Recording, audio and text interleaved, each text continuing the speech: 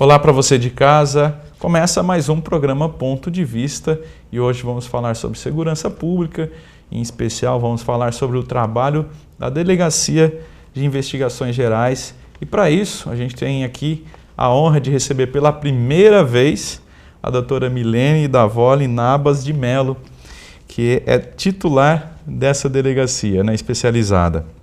E aí, claro, a gente também vai conhecer um pouco da carreira da nossa delegada e participa desse bate-papo, além da doutora Milene, também o vereador Cabo e Pastor Castilho, também que milita aí nessa área da segurança pública, né? É um prazer recebê-lo aqui.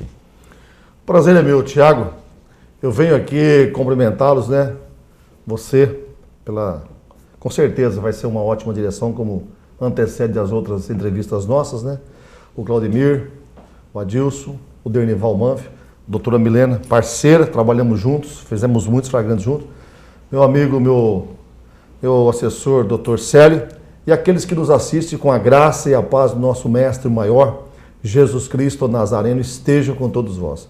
Tiago, foi difícil, hein? Acertar, né? Porque a delegada é muito atarefada, não é fácil comandar a DIG, não é verdade? Não é fácil.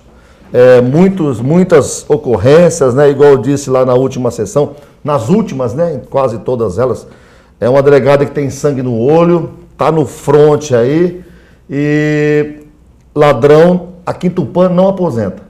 Ladrão aqui não segue carreira, né? Porque nós temos ótimos policiais e se tratando da DIG, né? Nós temos aí uma mulher comandando. Diga-se de passagem, uma mulher que o caráter não muda, o dinheiro não compra, mulher firme, séria, e ladrão aqui se rouba, se furta, vai para o fechado. Então, com muito prazer, com muito orgulho aqui, nós estamos aqui na presença da doutora Milena. Tá certo. Doutora Milena, muito obrigado mesmo pela primeira vez aqui participar de uma entrevista na TV Câmara. E antes de falar do trabalho da DIG, é claro que eu gostaria de iniciar fazendo um perfil aí da doutora. Saber, a senhora nasceu aqui em Tupã, como é que surgiu essa vontade de se tornar delegada? Bom, Tiago, inicialmente eu que agradeço o convite. Castilho, obrigada pela homenagem, né, pela deferência em estar expondo e mostrando para a população o trabalho da DIG. Com relação a essa pergunta, eu sou natural de Osasco, mas minha família é toda de Oswaldo Cruz. Então, eu nasci em Osasco, mas me mudei para Oswaldo Cruz aos 4 anos de idade e permaneci ali até os 22, 23 anos, quando eu me formei. Eu fiz faculdade de Direito aqui em Tupã. E aí é que eu fui para São Paulo, porque eu gostaria muito de prestar concurso público. Certo. Fui me preparar, fui fazer o cursinho do Damásio. Ali eu fiz o cursinho durante 1 ano. E naquele ano não houve concurso público. No mês de dezembro, abriu o concurso para delegado. Era uma carreira que não me interessava. Nunca tive interesse em prestar esse concurso. Mas meu pai pagando meu cursinho, né? Eu precisava saber como eu estava já, em que nível de conhecimento. E acabei passando nesse primeiro concurso que eu prestei. E aí, quando você entra na polícia, ela entra no seu sangue para nunca mais sair. Aí você se descobriu. Aí eu descobri minha verdadeira sua vocação, paixão, né? E aí você atuou em qual região antes de até vir para Tupã? Então, eu trabalhei na cidade de São Paulo, no 89º Distrito Policial, que fica no Portal do Morumbi, durante 3 anos. Certo.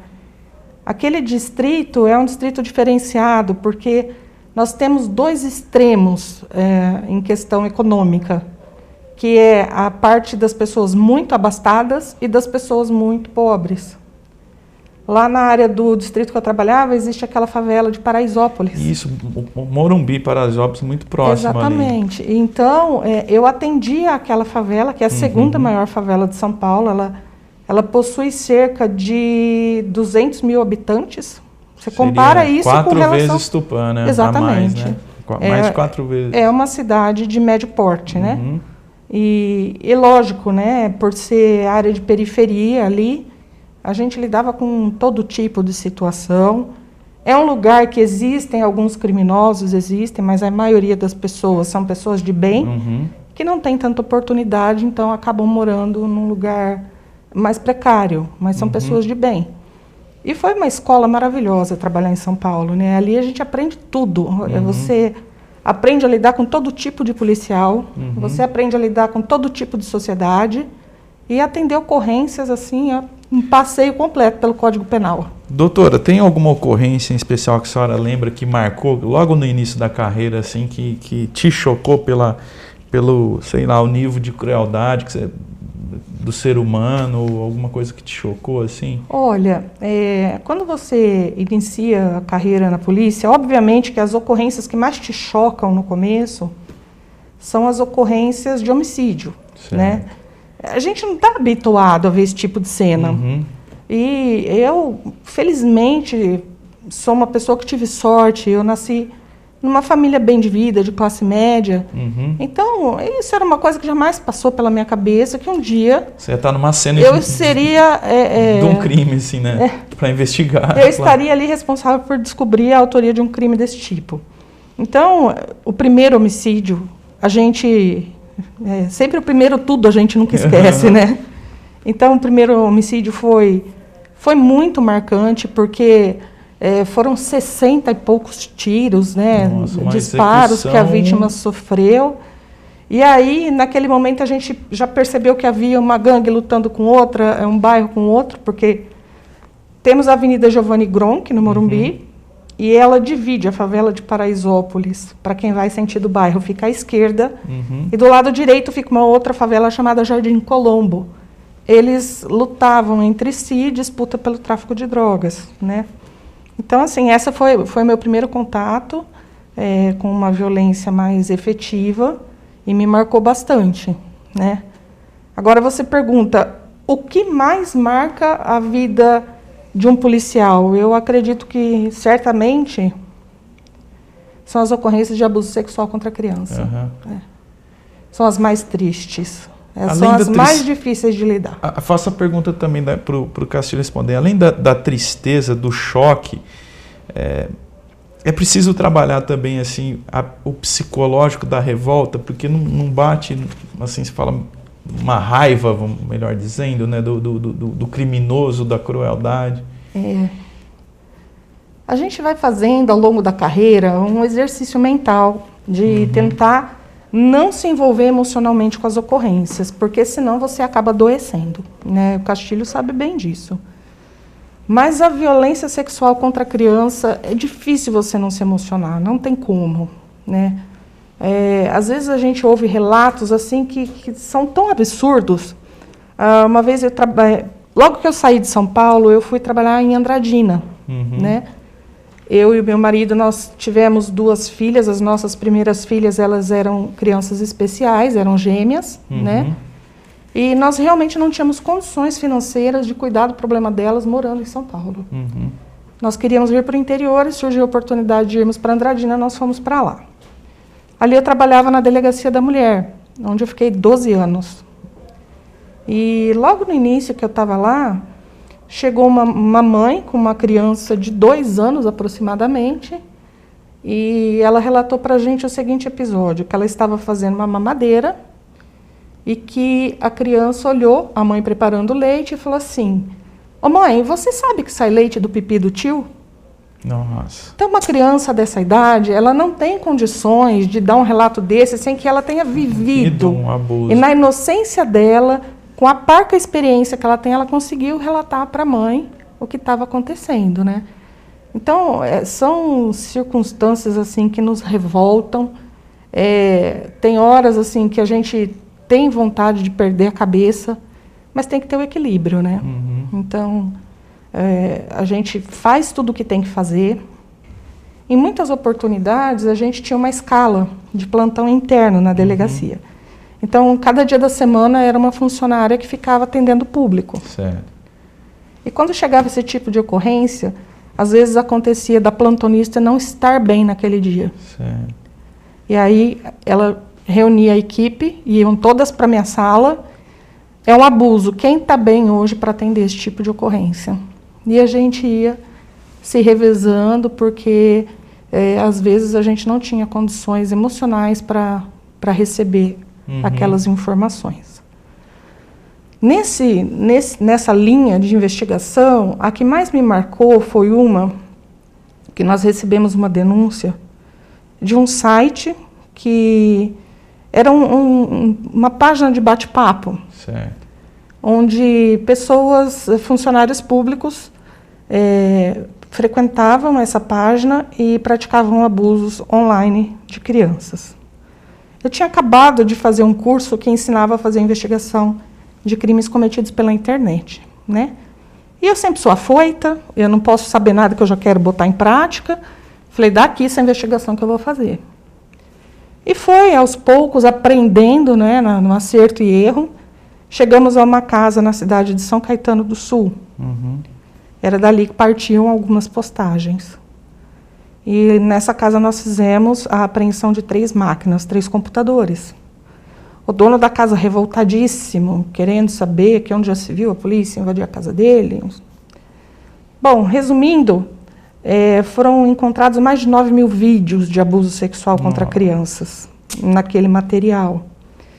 E uma gama gigantesca de funcionários públicos também envolvidos nessas práticas abusivas. Isso, né? foi em que cidade? Em Andradina. Tá? Mas isso, crimes pela internet acontecem, né, no país todo. Então, eu consegui identificar o agente de Andradina que participou e foi remetendo para os órgãos públicos responsáveis pelos funcionários para ir fazendo as identificações. Então, aqui no estado de São Paulo, eu acabei sendo testemunha do processo demissional de 18 funcionários públicos. Mas as coisas que eu assisti naqueles vídeos... Chocantes. Não, elas foram capazes de me deixar doente. Eu me tornei hipertensa por conta daquilo, mas era abuso sexual contra bebezinhos. Nossa. Era muito triste. Então, são investigações que nos marcam para toda a vida. Não tem como a gente se esquecer, porque você sabe como uma investigação começa, mas você nunca sabe onde ela vai terminar. Nossa, é revoltante, né? Assim, a gente tem que tirar o chapéu para vocês, por manter esse equilíbrio, mas como você falou, né? Não existe super-herói, né? O policial, delegada, é um ser humano, né? Não tem como se abalar. A senhora relatou isso aí, chegou a ficar doente. Fica. Então, assim, a gente tem que parabenizar sempre vocês, porque vocês estão na linha de frente, às vezes lidando com o pior que existe na sociedade, né? Sim. Que às vezes a gente nem imagina que chega a esse ponto, né? Seria aquela sujeira mesmo debaixo do tapete. Ontem eu estava no plantão do dia, aqui na CPJ, e chegou uma mulher, eu acho que ela não tem 40 anos. Ela estava com a filha de 17 e 2 crianças, que são netas, né? Filhas dessa filha de 17. Ela estava lá querendo fazer um boletim de ocorrência, porque a filha tinha apanhado do companheiro, com quem ela convive há 5 anos. Uma menina de 17 amaziada há 5 anos. Quer dizer, essa menina foi estuprada, né? Ela foi amaziada amaziou-se aos 12. Ela tem 2 filhos. E a mãe, desesperada, com medo do que pudesse acontecer com a menina. E a menina, do jeito que chegou no celular, ficou, não levantou os olhos para conversar comigo, porque eu não queria fazer nada contra o rapaz que tinha acabado de agredi-la. Nossa. O que nós vamos fazer? Qual é a perspectiva dessas crianças, desses 2 anjinhos aí, um de 2 e um de 4 anos? O que eles podem esperar da vida? Meu Deus do céu. E o que a sociedade faz por eles? O que a gente faz por eles? Nossa, é complicado, né, pastor? Sim, é complicado. Infelizmente, Tiago, infelizmente, os senhores que estão aí nos assistindo, tem político bandido que aplaude essas desgraças. Infelizmente, né? Infelizmente, tem político que fala que pedofilia não é crime, né? Abuso sexual, entendeu? Só que quem está no front, igual a doutora Milena, sabe que é um estupro. Uma vez, doutora, eu trabalhei em São Paulo e eu estava lá, hoje é Força Tática, eu estava no Tático Sul, né, divisa com Diadema. Nós fomos atender um BO lá, uma menina estuprada, cortada da garganta, menininha de uns 8 aninhos, loirinha, a garganta cortada e morta lá. Nós chegamos, o pai chegou correndo, pulou no meu braço, falou, pelo amor de Deus, me mata o que fez isso, essa daqui é minha filha, eu só tenho ela, e os caderninhos do lado, e a gente lá, né, de boina, braçal, né, eu olhei assim, não teve jeito de você não chorar, a lágrima desceu assim, o comandante olhou e falou, bom, sendo assim tem que fazer o serviço, né? Graças a Deus que o vagabundo estava armado e nós mandamos ele para a vala, né? Porque senão nós ia responder um BO. Mas que cena, doutora? Que cena, Tiago? Senhores, que cena? Que cena horrível, horrível. Você vê uma criança violentada, com a garganta cortada, uma criança de 8 anos, entendeu? E o pai chegar, o pai veio correndo, já pulou em mim assim, pelo amor de Deus, mata quem fez isso. É lamentável. E tem pessoas que defendem a pedofilia, né? Tem pessoas que defendem a pedofilia. A doutora, ela vai falar isso depois. Uma pessoa que é estuprada, que é violentada, uma criança, ela cresce obesa, cresce com um problema sério de cabeça. Não é isso, doutora? Acarreta uma série de problemas psicológicos. Nós temos 2 tipos de abuso sexual, né? Que é aquele cometido com violência ou ameaça e é aquele que é cometido com subterfúgios, né? Quando a criança sofre abuso com base em subterfúgios, que é aquela pessoa que vai e fica dando presente, fica alimentando um afeto, enfim, dependendo da idade da criança, ela não tem muita noção do que está acontecendo, tá? Ela pode até crescer relativamente bem, né? Mas se for com violência ou se for uma criança que tem um pouco mais de entendimento, ela vai crescer com sequelas, com certeza, né? E a gente observa, eu falo assim, é muito fácil a gente apontar o dedo na cara das pessoas, né? Quando você conversa com uma pessoa que praticou abuso sexual, uma porcentagem muito alta dos abusadores sofreram abuso na infância. Então a gente, obviamente que não justifica, sim. mas explica, né? Ele tem uma raiva tão grande daquele abuso pelo qual ele foi submetido, que ele acaba transportando para outra pessoa. Ele quer fazer outra pessoa sentir tudo que ele sentiu, né? Então a gente acaba entendendo. Quando você estuda criminologia, que é a mente do criminoso, a gente observa que a nossa sociedade é muito doente. Ela traz muitas marcas psicológicas. Quando eu falo assim, o que a sociedade faz por essas 2 crianças, como aquelas que eu atendi hoje? Essas crianças, elas eram muito magras, né? Isso mostrava que elas não estão bem alimentadas. A mãe ficou no telefone celular e as crianças andando, inclusive uma bateu a cabeça no vidro da delegacia. Ela não vai ter perspectiva. Se ninguém puser a mão naquilo ali, ela vai crescer num ambiente insalubre, ela vai crescer num ambiente promíscuo e num ambiente de crimes. Então ela vai se tornar um criminoso, não tem para onde ela fugir, né? Certo dia eu estava conversando com uma colega advogada e eu disse para ela assim, que eu não entendia o porquê que a população do bairro específico João Paulo II era tão envolvida em crimes, né? A gente tem uma gama muito alta de prisão por tráfico lá, né, Castilho? Tem. E aí ela me disse o seguinte, quando você vive num lugar, e ela mora nas imediações, né? Quando você vive num lugar onde o Estado não chega e toda a necessidade da população é suprida pela união desses traficantes ou dessas pessoas envolvidas no mundo do crime, essas pessoas se tornam ídolos das crianças. Tá faltando comida na minha casa, quem levou, quem deu a cesta básica, quem ajudou, foi o traficante. E aí se tornam ídolos. E eles vão se espelhando e vão se metendo nesse mundo, porque gostam e acham que aquela pessoa realmente é um ídolo.